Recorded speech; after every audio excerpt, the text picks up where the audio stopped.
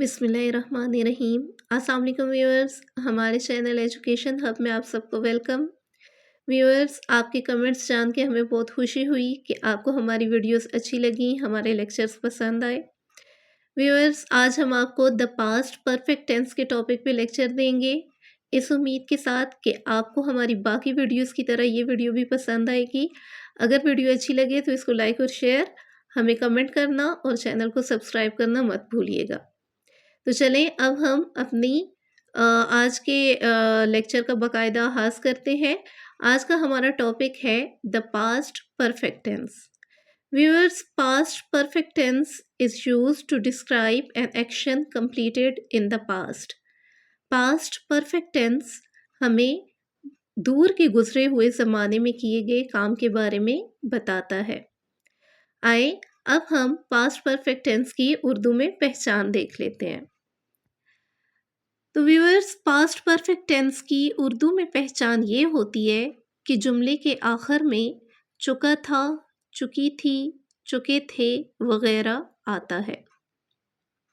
इफर्मेटिव sentences की तरफ चलते हैं तो पास्ट परफेक्ट टेंस के इफर्मेटिव सेंटेंसेस का स्ट्रक्चर हमारे पास इस तरह बनता है कि हम जुमले के शुरू में सब्जेक्ट लगाते हैं, उसके बाद हैड का हेल्पिंग वर्ब इस्तेमाल किया जाता है रिगार्डलेस के हमारा सब्जेक्ट क्या है। आई, वी, यू, दे किसी भी किस्म के सब्जेक्ट के साथ सिर्फ हैड का हेल्पिंग वर्ब इस्तेमाल होता है। उसके बाद हम मेन वर्ब की थर्ड फॉर्म इस्तेमाल करते हैं और आखिर में हमारे पास ऑब्जेक्ट आ जाता है। अब हम कुछ एग्जाम्पल्स देख लेते हैं ताकि आपको इस स्ट्रक्चर की ज़्यादा अच्छे से समझ आ जाए। पहली मिसाल है हमारे पास, मैं सवाल हल कर चुका था। I had solved the sums. अब यहाँ पे सबसे पहले हमारे पास जुमले में सब्जेक्ट आई आ गया, उसके बाद हमने हैड का हेल्पिंग वर्ब इस्तेमाल किया, फिर हमने मेन वर्ब की थर्ड फॉर्म यानी कि सॉल्व की थर्ड फॉर्म सॉल्व्ड इस्तेमाल की और आखिर में हमारे पास ऑब्जेक्ट द सम्स आ गया। नेक्स्ट एग्जाम्पल है, मेरी अम्मी खाना पका चुकी थी। अब इसमें हमारे पास सब्जेक्ट माय मदर है, उसके बाद हमने हैड का हेल्पिंग वर्ब लगाना है, उसके बाद हम कुक की थर्ड फॉर्म कुक्ड इस्तेमाल करेंगे और जुमले के आखिर में ऑब्जेक्ट आ जाएगा। तो मेरी अम्मी खाना पका चुकी थी की इंग्लिश फॉर्मेशन बन जाएगी my mother had cooked the meal. Next example देख लेते हैं, हम मैच खेल चुके थे। We had played the match. वो नमाज अदा कर चुकी थी। She had offered the prayer. अब आप देख सकते हैं कि इन तमाम एग्जाम्पल्स में हमारे पास डिफरेंट सब्जेक्ट्स थे, लेकिन हमने सबके साथ एक ही हेल्पिंग वर्ब हैड इस्तेमाल किया, उसके बाद हमने मेन वर्ब की थर्ड फॉर्म इस्तेमाल की और जुमले के आखिर में हमारे पास ऑब्जेक्ट आ गया।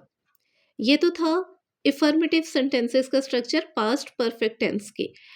अब हम पास्ट परफेक्ट टेंस के इंट्रोगेटिव सेंटेंसेस पे आ जाते हैं।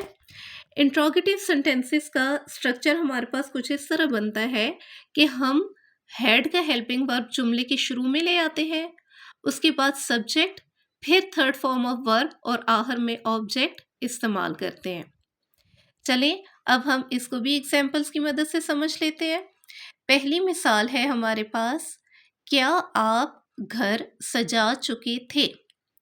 अब यहाँ पे हैड जुमले के शुरू में आ जाएगा, उसके बाद सब्जेक्ट, फिर थर्ड फॉर्म ऑफ वर्ब, आखिर में ऑब्जेक्ट। और जैसा कि ये इंट्रोगेटिव सेंटेंस है तो जुमले के आखिर में क्वेश्चन मार्क आ जाएगा। तो क्या आप घर सजा चुके थे की इंग्लिश फॉर्मेशन हो जाएगी had you decorated the house. एक और एग्जाम्पल देख लेते हैं, क्या परिंदे उड़ चुके थे। Had the birds phloem.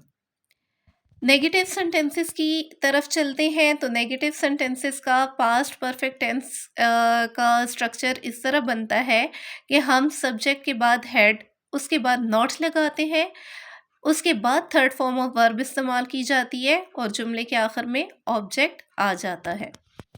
अब इसको भी हम एग्जाम्पल्स की मदद से समझते हैं। पहली मिसाल है हमारे पास, वो बैरूने मुल्क नहीं गया था। He had not gone abroad. अब यहाँ पे आप देख सकते हैं कि हमने सब्जेक्ट के बाद हेल्पिंग वर्ब हैड इस्तेमाल किया, उसके बाद नॉट का इजाफा किया, उसके बाद हमने गो की थर्ड फॉर्म गॉन इस्तेमाल की और आखिर में हमारे पास ऑब्जेक्ट आ गया। नेक्स्ट एग्जाम्पल है, उसने चाय नहीं बनाई थी। She had not made tea. उम्मीद है व्यूअर्स आपको हमारा ये लेक्चर पसंद आएगा। अगर वीडियो अच्छी लगे तो लाइक और शेयर और चैनल को सब्सक्राइब ज़रूर कीजिएगा। Thanks for watching. अल्लाह हाफिज़।